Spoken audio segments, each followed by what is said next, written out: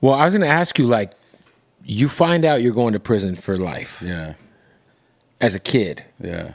That's got to be like your whole entire soul just gets snatched from your body. Like, not really, man. Like, how did I'm saying, like, because you somehow turn that into like the perseverance of like having like a semi-successful, like, I mean, very successful rap career. Thank you. While being in prison, which is very, I mean, yeah. Like, how do you make that transition from being a kid to thinking maybe your life is over, and then, you know, your music career is just beginning in some sorts, you know? Yeah, I think you hitting it right on the head, man. I think the thing that kept me from feeling like my life was over, that I lived for the music. Hip hop became everything to me. They couldn't take that. I can write a dope rhyme. I can still be dope. And so that mattered to me, to just be dope. And because I was just focused on that, I had so much material that when these opportunities presented themselves, like the first thing I did was the 24 Deep with Brother Lynch. And Lynch, I was calling Lynch from Juvenile Hall.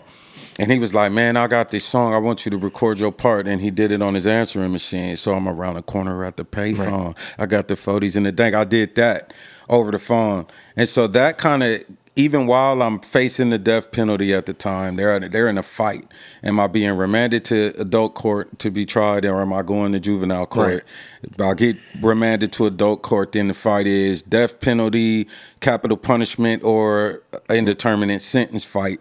Get through that, beat the death penalty thing, and then now it's okay. These are your charges, and you get to 31 to life. I know that 25 to life is what I'm dealing with. I'm aware, like that's my maximum outcome. And so even then, even being aware of that, like I technically just survived that. They would have liked to have killed me. If they could have found me guilty and given me the death penalty, they would have. It's just the law and the judge's interpretation of the law. He decided not to allow that to occur because I was 17 years old. But so I technically am also feeling like I just beat death in a way. So it's like a small victory. It was a small victory. And I'm not fully capable of dealing with the horror of this shit. Right. You know, Mrs. Harris and what happened in our community, how people were responding to it, how I'm being celebrated on one side for being G, demonized on another side for being evil. Right. You know what I mean? Being hated by rivals who feel like, you know, they had to deal with that. That's just what you do. It's retaliation is a must. That's a part of the game. So I got all of this as a 17-year-old child that I got to deal with when I walk out of my cell, and how am I projecting myself? So you have a mixture of shame, pride, ego, all this stuff active at the same time. And wanting my homeboys, like, okay, the safest place to go as a child was deeper into the place that didn't feel like I did nothing wrong. Didn't feel like there was like it was what it was. So it was a safe place to hang out for a minute until I got old enough to start reconciling, brain development catching up, and I had to start dealing with ugly truths within myself. And that started bleeding into my lyrics, because that was the safest place for me to go. I was always honest in my lyrics for a while. So like early on, you like embraced, like you said, the side where you were like celebrated, I guess. I did. Yeah, being X-rated. Yeah. You know what I mean? At Gorham Block Crib, X-rated from 24th Street. That was a badge of, it was like a bulletproof vest for me to put on to protect me from even my own thoughts and my opinions or other outside opinions of me. I just stood on that to not allow none of the ugly stuff to penetrate my spirit. And I focused, so working with Lynch on 24 Deep made me like, damn, maybe I can get some shit done. And so I'm writing like a motherfucker. I transferred to the county jail, and I run into Mac Dre. And Mac Dre and Kyrie had... What year is this? Man, I think it was like somewhere in the window of 93, 94. Okay. So Mac Dre, Sacramento is the hub for federal crimes. So if you got a federal case, you're going to get sent to the Sacramento County Jail to go to court, because they handle it. So Mac Dre... So any Fed cases in like Northern California, they would go to jail in Sac? Yeah, I believe it. Not even just Northern California. Period. I mean, it's the capital too, right? So. Yeah. So like the Unabomber was housed in the Sacramento County Jail, like was my neighbor, going to court for his cases. Did you ever talk to him? Talking to him was weird. You know what I mean? you ever, I said hello. You know I'm a dumbass, right? So did he ever like break down his manifesto to you? Like, no, I didn't get to chop it up with him like that. We was in 400 pods. So. I would have interviewed that motherfucker. I'd have been like, yo, so what's going on, bro? Yeah, nowadays I definitely would have wanted to know. Man, what's up with you? We'd have had an off-the-air podcast. I reached out to him. I yelled at him and shit. He was in his cell, I was in mine, but he was a very meek dude. And he talk about fame, notoriety, what they call notoriety. Judges used to come and hang out at his door with their clerks and talk to him. And you know, the dude was allegedly brilliant. You know what I mean? Right. No, by all accounts, he was a smart guy. Yeah, he was you can be so smart, you get a little crazy. 100%. And so he was a very smart motherfucker. And the judges, all of them, they used to do tours and come by and, you know, they look in my cell. Here's the rapper X-rated, and they would go around a little bit, and it's the fucking Unabomber. I'll be looking out my door, and it'd just be a pack of people just standing in front of his cell. In front of his cell, yeah, man. It's crazy. Anyway, Mac Dre. So Mac Dre, 93, 94-ish, they had recorded the live from Fresno County Jail over the phone. Him and I believe Kyrie from Young Black Brother. So they had Young Black Brother at the time. And I know he had done some stuff on Mac Mall's stuff too. And so he was like, everybody knew about 24 Deep at the time. So it was like, yo, he gave me the game. This is how we did it. Like, how did you do it? I was like, man, I just recorded it on an answering machine. Yeah. He was like, nah, we did the phones and we ran a line into the board and did it directly through that. And I was like, damn. So I took that game and gave it to Cedric and then talked to John Botts from Inharmonic Studios in SAC. And so they took a phone apart, soldered the wires to a mic plug, plugged it directly into the board. So when I called the phone, it was going straight into the board. What the fuck? And then they took another part of the phone apart, soldered the wires and plugged it in so the audio was going straight into that. So you could hear the beat? I could on a different phone. Got it. So I had to call a phone right here and spit the rhyme. You're spitting in here while listening to the beat in the other one. And listening to the beat in the other one. And that's how I recorded Exorcist. What? Were like people who were also on the phone, like looking at you like, yo, this fool is fucking rapping? Like, nah, our county jail was separated. You know, the Crips was on the west side, the Bloods on the east side. I think at the time I was in 300 pod. The pods are separated by severity of crime at the time. So if you child support tickets, you go to 100 pod. If you got a little bit of violence but nobody had suture stitches, you go to 200 pod. If somebody had suture stitches, dead, funerals, 300 pod. And so I'm in this pod and I got the homies out here and I'm doing some shit that I'm in Sacramento. I'm X-rated in Sacramento. Big deal. Recording a song. So there's motherfuckers in the day room rooting for this. Yeah. The white boys rooting for this. The Mexicans is rooting for this. The niggas is rooting. This is a victory for the criminals. Right. We winning. The police is rooting for this. They done bumped Psychoactive. They done bumped 24 Deep. They done bumped. Wait, you had cops who were like fucking with you? Like on some negative shit? No, on some like they were fans? Oh, yeah. I'm in Sacramento. Yeah. I'm at home. Yeah. Imagine they threw one of us in the county. Come on, man. I'm in the county. You're in there jail. Recording. Yeah, I'm doing the whole album right now. Like, leave me alone. I ain't even got to tell them that. Yeah. Because it's the Wild Wild West in the tank. So I'm in the tank doing me, and they can hear it, but also can't legally stop it. Right. So when people were like, why did y'all allow him to do it? They like, he's not convicted of a crime. He has the right to use the phone. We don't tell anybody else not to use the phone. So if he commits a crime on the phone, then we'll investigate that crime. But in terms of rapping on the phone, it's not illegal. It's not illegal for him to do that. So their spokesperson is in the Sacramento Bee explaining to people why they didn't stop it. It's because they weren't legally able to stop it. I could use my phone time to do whatever.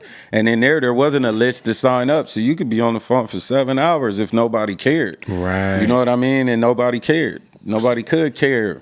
That was one of them get your ass whooped over this. I'm recording these songs.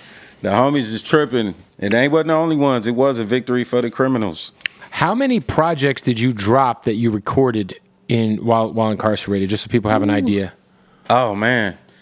So Exorcist, and we do 640,000 copies of that. You know what I mean? Like in like maybe 6 months. Billboard charts. Gold while incarcerated. Gold while incarcerated without a music video. without a music video. Want to Get High, a certified classic. Right, back in the day, it was like the video was very important. Yeah, no music videos and still gold anyway, 6 months, Playboy magazine, all that shit. And so I did Exorcist. I go to the pen. I remember, I think McGinnis, I think the spokesperson for the prison system, they were asking them before I got there, like, X-Rated just recorded Exorcist in the Sacramento County Jail and he's on his way to you. He's been convicted.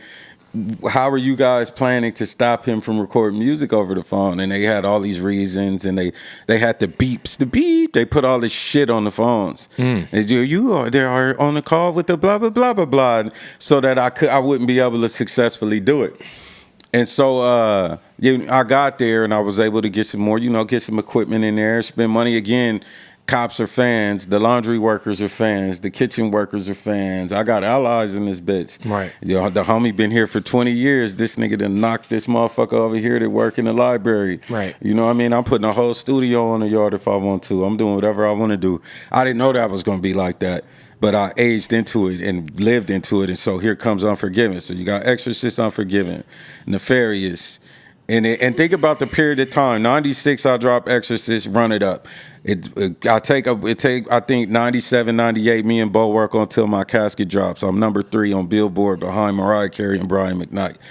Boom, here comes Unforgiven. I'm 14 on the Heat Seekers chart. Billboard, boom. That's 1999, May 11th, 99. February, boom, I'm back on Billboard charts with the Nefarious album.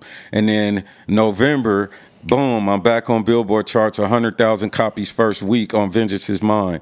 Boom, February, I'm back with Initiation. I'm back up on the Billboard charts again. I'm moving, and all that's happening while I was incarcerated. So I think it's so you had like a studio-ish setup. Oh yeah, repeatedly. Like, what'd you have? I had all kind of shit. I started off with just a mini disc recorder. Then I would try and get something that had multiple tracks on it eventually. And then I started finding out about apps.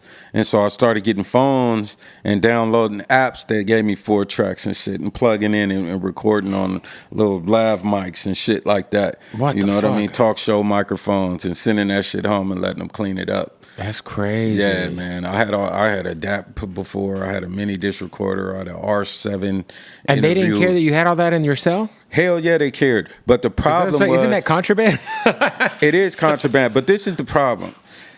If you think about... And I had a lot of issues because of this. But if you look at the rules, the CCR Title 15, and Here Comes X-Rated in 1996, who the fuck recorded a song in a cell before? Right. Whoever had a cell phone in their cell before. Right. Right? So there's no rule against this shit. Because it's almost like new technology. It doesn't exist. That's making no a point rule. of reference. Yeah, these are the rules related to UFOs and how they have to fly. It's like, where are they? Yeah. You know what I mean? Where we gonna make a rule for some shit that we don't even know if it exists or not. So I'm getting caught. You niggas is telling and speculating, you know what I mean? Like, if you a rapper on the yard, you don't want to be Jay-Z. Right. You don't want to be Tupac. You want Right. to be X-rated. You want to. Right. I'm the one who's done it. So they look. I set a standard, and so people was talking about me a lot. So my cell get hit. I get busted with a phone. I get busted with a recorder. That the cop thinks I got him. You know, I remember one time I had a lighter in my cell. The cop finds the lighter, throws that away with all the garbage. He wrote it on the slip of stuff though that he took from me, but he threw it away. The homies, now everybody know, they get the trash is gone. The police then went and did what they had to do. He looks up the rules and tries to figure out what to write me up for. And 3006C, contraband, possession of contraband was all he could come up with, which was like 2 weeks loss of yard. Just Right. boys being bad boys, just slap on the wrist and send me back to the yard. But when they caught me, they thought they had me. They thought, we're going to put him under the prison. This is a shoe term. We got him. And it was a 3-time. I would have got in more trouble if he wrote me up for that lighter. That lighter was a 3-year shoe term. He could have sent me to Corcoran. He could have sent me to Pelican Bay Shoe if he wrote me up for that lighter, because it's a caustic substance. Right. It's an explosive device, Right. according You to can the set some rules. shit on fire, yeah. Yeah, so he threw away the weapon and wrote me up for some shit that didn't exist. And just, they were mad. They were big mad. And so I get hit with the Son of Sam lawsuit. Me, OJ, Charles Manson. They hit us all with the Son of Sam lawsuit. What is that, just so people don't know? So the Son of Sam lawsuit is to prevent an inmate from profiting from the notoriety they received as a result of their crime. I think it started in New York with the Son of Sam, who I guess was getting paid to do interviews, people writing books. He became a millionaire as a result. That's what I just saw. Whack 100 was talking about that with the Keefe D thing, because I think he was trying to help get Keefe D out, and they were trying to bring the Son of Sam thing up, and he's like, well, they haven't convicted him yet, so technically, he's not guilty of anything. So. Yeah, California struck it down, but I don't know if Keefe D, if that'll apply to him. They arrested him in Nevada. Mm-hmm. So I'm not sure what the laws are, but the California Supreme Court struck it down. And so you were safe. So now you can't take my money. There's no rule against what I'm doing. And then even as they're trying to figure out how to implement those rules, takes 2 or 3 years. Takes a while. You're running it up. Yeah. It got to go through the Assembly bill. Right. It got to be agreed with the Senate, Congress, signed by a governor in order to change these rules. So I got this window where from 1996 to 2002, I'm just whooping their asses, and it ain't nothing they could do to stop it. And so I did. I ended up having a lot of angry police, man. They just and I couldn't talk about that shit while I was on parole. Right. But like, I went through it, and they were trying to figure out, throw me in a dungeon. I'm ready with 100 songs, so I get a hold of a recording. I'm dropping 100. I'm dropping 100 in a weekend. Get smuggling them bitches out. Come and get me. Put me in the hole. I don't give a fuck. I'm sure once the iPhone gets introduced to that changed everything. It did change everything. It sped me up. But as the technology grew, so did my awareness of the potential that I was going home. So I wasn't always sure about that. And there's stages now. I know the stages of development of my understanding. First, it started with hopelessness, and then it turned into, I might not be here forever for the rest of my life. Maybe I won't. I don't know. You see laws, you hear everybody. Right. There's always somebody coming, man, this piece of legislation gonna change your life, X. I'm like, whatever, man. Right. All right. And so my big homie Dooney actually was one of the ones where he was at San Quentin. He got a murder with another of my OGs, the two founders, the founder of 24th Street Garden Block, and Dooney as a founder of 29th Street Garden Block. And they caught a case. Dooney gets 50 years. He ended up doing 31. And in the course of that, you got these two men, one who taught me survival, how this is how you fight, this is how you make a knife. He taught me that, and later was able to teach me, this is take your ass home. But Dooney was more educated from the perspective of hope faster than we were, because he got to do some of his time at San Quentin, where they had all these programs and where rehabilitation was at the forefront. It was the darling of CDCR, damn near still is. Right. And so he was one of the ones who started saying, no, you take your ass to school. I got my phone. He hit me on Facebook. I see him pictures of what he's doing on the yard. And it just made me feel like, damn, man, it ain't got to just be like this fucked up ass 180 design I'm at, or this 270 yard. Like it's different ways to do your time. And so he gave me permission, really, I needed it from somebody that I respected as a gangster, to go take my ass to anger management class, take my ass in there. I got my GED, go to school. All that looks good too, I'm sure, when they. And that was his point. But I didn't really have that much hope in that. And so I remember Miller versus Alabama went to the Supreme Court. And Miller versus Alabama was a case about a juvenile in Alabama who was sentenced to the death penalty. Mm-hmm. And the argument was, is it a violation of our Eighth Amendment right against cruel and unusual punishment to sentence a juvenile to death, or even to sentence them to life in prison without an opportunity for them to grow? Right. And that neuroscience had demonstrated that at the age of 25, we start seeing the results of maturation and development, and that these children should be allowed to have an opportunity to prove that they grew up and that they got a different perspective, and maybe they're a completely different person. And so the Supreme Court ruled they got rid of it, death sentences for juveniles. But in their ruling, they stated essentially, if a case reached them about life in prison for juveniles, they likely rule in favor for that as well. Yeah. And this is important when people don't understand why voting is important. The Supreme Court we had at the time was impacted by Clinton, and then impacted by Bush, and then impacted by Obama. Yeah.